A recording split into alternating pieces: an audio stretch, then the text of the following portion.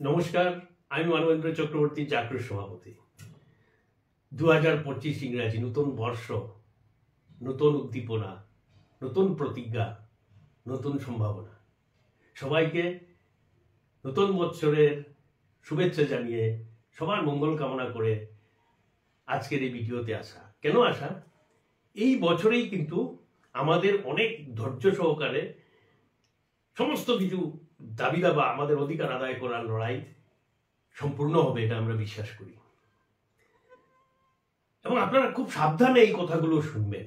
যারা যারা এই কাগজ কলের সঙ্গে যুক্ত আছেন, যারাই প্রাপ্য পেতে মরিয়া হয়ে লড়াই করছেন এবং যারা এখনো লড়াইয়ে যোগদান করেন নাই, সবাইকে আমরা বলছি একটু সাবধানভাবে খুব মন দিয়ে কথাগুলো শুনবেন। দেখুন, বিগত কয়েক বছরে আমরা দীর্ঘ লড়াই করেছি, পথে নেমে লড়াই করেছি, আদালতে লড়াই করেছি। লিকুইডেটর যখন কোয়ার্টার খালি করার জন্য আদেশ দিয়ে দিল, তখন কাগজ কলের লোক অনাহারে অর্ধাহারে বিনা চিকিৎসায় মারা যাচ্ছিল, আত্মহত্যা করছিল। সেই অবস্থায় লিকুইডেটর কোয়ার্টার খালি করার জন্য নোটিশ দিয়ে বলেছিল, যখন মানুষের বাঁচার কোনো রাস্তা ছিল না, তখন কোয়ার্টার খালি করার আদেশ দেওয়া হলো। নিরুপায় হয়ে আমরা দিল্লি উচ্চ আদালতের দ্বারস্থ হলাম এবং সেখান থেকে আমরা কোয়ার্টারের উপরে খালি করার যে আদেশ ছিল তার উপরে স্থগিতাদেশ আনতে সক্ষম হলাম। কথাগুলো কেন বলছে, একটু পিছন দিকে একটু খেয়াল করবেন, সাবধানতা থাকতে হবে, কেননা চক্রান্ত শুরু হয়ে গেছে। তারপরে মানুষের বাঁচার জন্য আমরা কোভিড লকডাউনের সময় আদালতকে অনুরোধ করলাম, আমাদের মানুষ না খেয়ে মারা যাচ্ছে, দয়া করে সমস্ত শ্রমিক কর্মচারীর জমা থাকা প্রভিডেন্ট ফান্ডের টাকা দিয়ে দেওয়া হোক, তাতে মানুষের খাওয়া বা চিকিৎসার সংস্থাপন হবে। আদালত আমাদের কথা মানলেন এবং প্রভিডেন্ট ফান্ড দিয়ে দেওয়ার আদেশ করলেন। এবং সেই প্রভিডেন্ট ফান্ড কাঁচার কাগজ কল, নগাঁও কাগজ কল, CHQ, যেখানে যেখানে যারা ছিলেন অফিসার, ওয়ার্কার, সবাই মিলে কিন্তু as per order of honourable Delhi high court লিখে প্রভিডেন্ট ফান্ড উইথড্র করেছে। এদিকে গুয়াহাটি হাইকোর্টে কিন্তু 5খানা কেস চলছিল। প্রতিটি ইউনিয়ন কেস করেছেন, যৌথভাবে করেছেন। কাগজ কলের অফিসার অ্যাসোসিয়েশন, BMS এবং ইন্ডিপেন্ডেন্ট, নগাঁও কাগজ কলের KMS, তার আগে নগাঁও কাগজ কলের অফিসার অ্যাসোসিয়েশন। কোনো কেসের কোনো সাড়া ছিল না এবং ভবিষ্যতে দেখা গেল, যত দিন গেল দেখা গেল এদের কেসগুলো একটার পর একটা খারিজ হয়ে, ডিসমিস হয়ে সমস্ত আশা ভরসার উপরে জল ঢেলে দিল। সাবধান থাকার জন্য কেন বলছি, চক্রান্ত আবার শুরু হয়ে গেছে। এই যে এনসিএলএটির অর্ডার মতো 400,99 লক্ষ টাকার নতুন ক্লেম, রিভাইজ ক্লেম লিকুইডেটরকে সাবমিট করেছেন EPFO, প্রভিডেন্ট ফান্ড ডিপার্টমেন্ট। তার আগেই এনসিএলএটি বলে দিয়েছিল যে 21 দিনের ভিতরে সমস্ত কিছুর মীমাংসা করতে হবে। মীমাংসা করার জন্য ক্লেমগুলো ডিসাইড করার জন্য আদেশ দেওয়া হয়েছিল। অর্থাৎ 26 ডিসেম্বর 2024 পর্যন্ত হিসাব করে ইন্টারেস্ট অ্যাড করে নতুন ক্লেম জমা হয়েছে। জমা হওয়ার পর কি হলো, একটা চক্রান্ত শুরু হলো।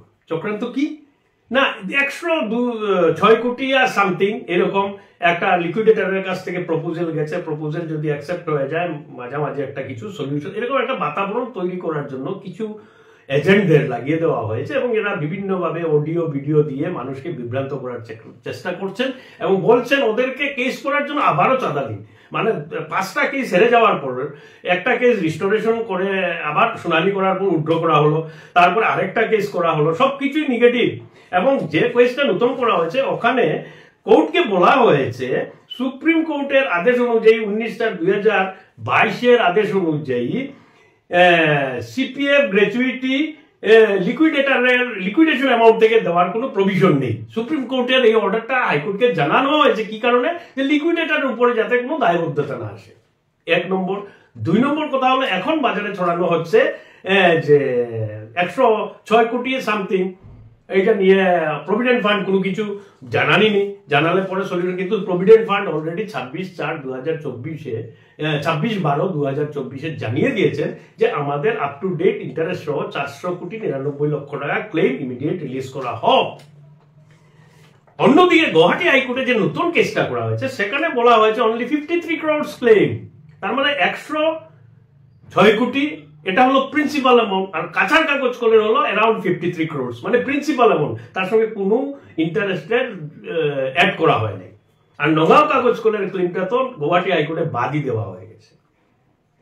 আপনারা জানেন এরাই লিকুইডেটরের সার্কুলার ফর্ম ইস্যু করে সবাইকে দিয়ে zero provident fund fill up করিয়েছিল হাইয়ার পেনশনের জন্য। ওরা লিখে নিয়েছিল আন্ডারটেকিং এ যে আমাদের প্রভিডেন্ট ফান্ডে কোনো টাকা নেই, আমরা নিজেদের থেকে টাকা দিয়ে হাইয়ার পেনশন নেব। এই হলো এদের কার্যকলাপ।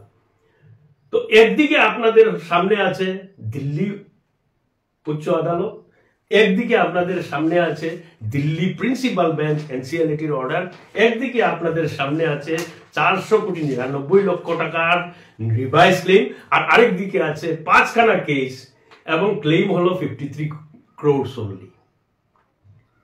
চয়েস আপনাদেরকে নিতে হবে। বাজারে এখন একটা মানে হাওয়া ছড়িয়ে দেওয়া হয়েছে, বিভাজনের রাজনীতি শুরু করা হয়েছে, মানে জনের প্রত্যেকটা ইউনিয়ন সেপারেট ভাবে কেস করবে, আর প্রত্যেকটা ইউনিয়নের মেম্বাররা সেপারেট ভাবে চাঁদা দেবে, এবং এই চাঁদা নিয়ে আর শ্রমিক কর্মচারীর ধ্বংসের জন্য আবারও কেস করা হবে।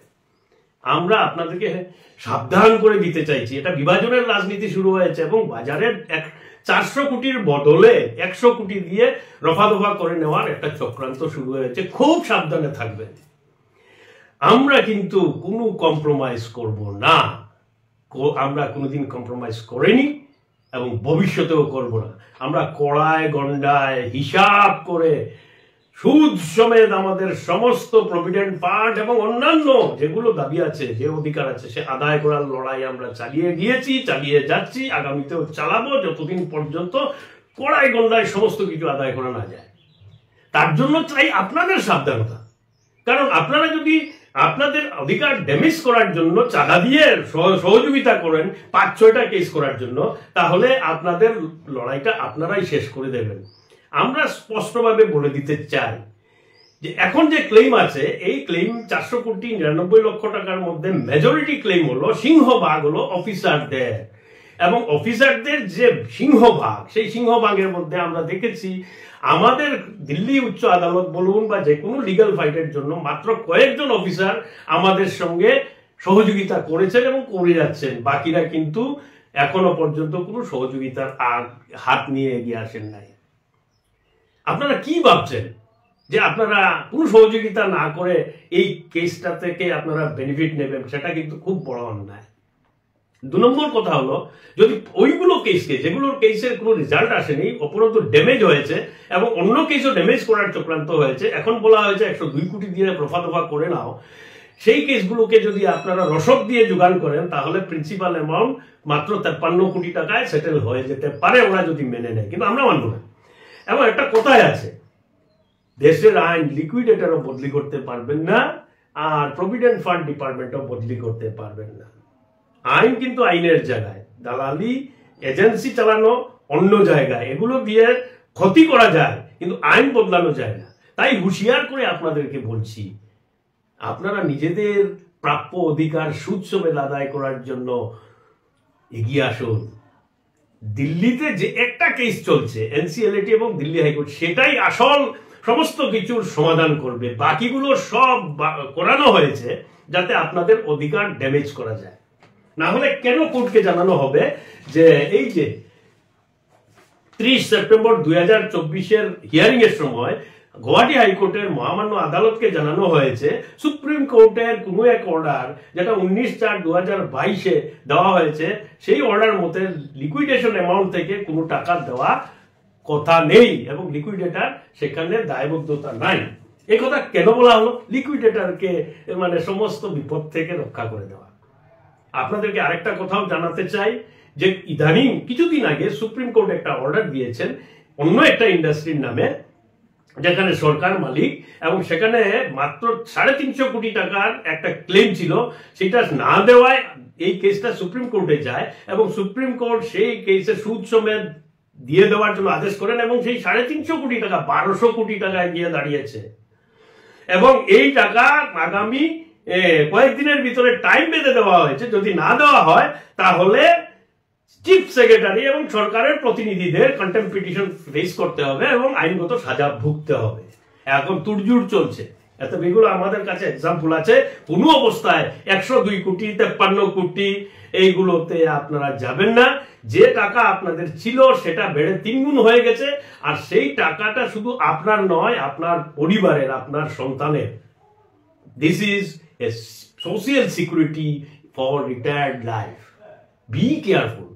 আমরা বলছি, আমরা 2025-এর ডিসেম্বরের ভিতরে 2024 আমাদের অনেক সুখবর, অনেক আনন্দের দিন দিয়ে গেছে, আর তার সম্পূর্ণতা লাভ করবে 2025-এর ডিসেম্বরে।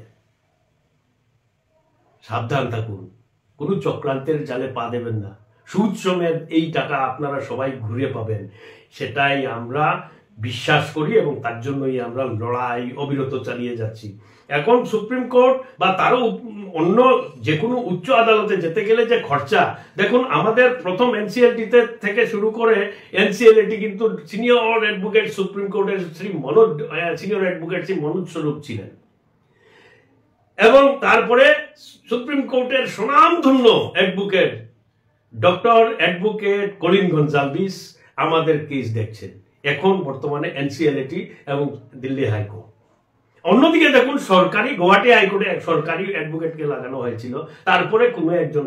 কোয়ালিটির দাম আছে ভাই, যখন কোয়ালিটি আপনি দেখবেন, আপনি একটা ব্র্যান্ডেড যদি শার্ট কিনতে যান তার দাম দেখুন, আর একটা ফুটপাতি শার্টের দাম দেখুন, এক নম্বর। তাহলে কোয়ালিটির যে খরচা, সেই খরচা আপনাকে বহন করতে হবে আপনাদের স্বার্থ রক্ষার জন্য। তাই আপনারা সব থেকে বেশি যারা বেনিফিট নেবেন এরা এগিয়ে আসতে আমরা অনুরোধ করছি, আহ্বান করছি এবং সাবধান থাকার জন্য অনুরোধ করছি। কারণ এই এখন কিন্তু লায়াবিলিটি বেড়ে বেড়ে যাচ্ছে এবং আগামীতে কোনো এক সময় হয়তো এই প্রপোজাল আসবে যে লায়াবিলিটি কমানোর জন্য আপনাদের বেনিফিশিয়ারি কারা আছে এই লিস্টটা আমাদের দিন। এটা ওরা দিল্লি হাইকোর্ট যখন প্রথম পিএফ এর অর্ডার দিয়েছিল তখনও বলেছিল, তখনও কিন্তু আমরা দিইনি, আমরা বলেছি সবাই আমাদের বেনিফিশিয়ারি।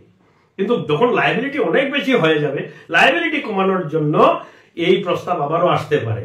আপনারা যদি সহযোগিতা না করেন তাহলে জেনারেল মিটিংয়ে বারবারই এই প্রস্তাব আসছে যে আমরা সমস্ত খরচা আমরা চালিয়ে যাব, শুধু আপনারা বেনিফিশিয়ারি লিস্ট সঠিক জায়গায় সাবমিট করবেন। আমরা কিন্তু সেটা এখনো করিনি। আমরা চাই সবাই বেনিফিট নিই, কিন্তু আপনাদের সবার সহযোগিতাটাও দরকার। না হলে আমাদের পক্ষে গরিবের জন্য কোর্ট নয়, অর্থাভাবে থাকা কোন সংগঠন, কোন ব্যক্তির জন্য আইনি সহায়তা লওয়া খুবই কঠিন, এটা আপনারাও জানেন। তাই আপনাদের সমস্ত ধরনের সহযোগিতা আহ্বান করলাম, সাথে আপনাদের বলতে চাইছি সাবধান থাকুন। চক্রান্তের জাল, বিভাজনের জাল আবার তৈরি হয়ে গেছে। অডিও দেওয়া হচ্ছে, ভিডিও দেওয়া হচ্ছে, অমুক ইউনিয়ন, তমুক ইউনিয়ন, তমুক ইউনিয়ন, সবাই এই যার যার ইউনিয়নকে টাকা দিন, সাহায্য করুন। আমরা কয়টা কেস করতে হবে? একটা কেস অলরেডি ফাইনাল স্টেজে, আবার কেন কেস করার দরকার? যে কেসটা অলরেডি দিল্লি পৌঁছে গেছে সেই কেসটা এনে আবার গুয়াহাটিতে কেন রাখবেন? এই ট্রেন যেতে যেতে কত বছর লাগবে সেটাও বিবেচনার দরকার। কারণ সিঙ্গল বেঞ্চে কত বছর যাবে, তারপরে ডিভিশন বেঞ্চে কত বছর যাবে, তারপরে সুপ্রিম কোর্টে কতদিন যাবে। এই যে একটা গ্যাপ, কতদিন আপনারা মানে প্রত্যেক ইউনিয়ন, প্রত্যেক অ্যাসোসিয়েশনকে টাকা দিয়ে দিয়ে কেস চালাবেন, যেটা অলরেডি সেটেল, ডিসপোজ। পিএফ এর কেসটা কিন্তু এনসিএলটিতে ডিসপোজ হয়ে গেছে, ফাইনালাইজ হয়ে গেছে। আশা করি আজকের এই ভিডিওতে আপনাদের কাছে আমাদের মেসেজ আমরা পাঠাতে পেরেছি। আশা করি আপনারা সেই মেসেজের মধ্যে দিয়ে নিজ গুণে নিজের যা বিবেক বিবেচনা বুদ্ধি খাটিয়ে বুঝে নিতে পারবেন কোনটা ভালো কোনটা খারাপ। এই 2025 সাল আমাদের জন্য নিয়ে আসুক এক আনন্দময় দিন, এবং আমাদের সমস্ত দেনা পাওনা এই 2025 সালে মীমাংসা হয়ে যাক, সেই কামনা রইল সবার জন্য। আবার শুভেচ্ছা, শুভকামনা করে আজকের এই বক্তব্য এখানেই শেষ করলাম। ভালো থাকুন, সুস্থ থাকুন, ঐক্যবদ্ধভাবে ন্যায় যুদ্ধে সামিল হন। বন্দে মাতরম, ইনকলাব জিন্দাবাদ।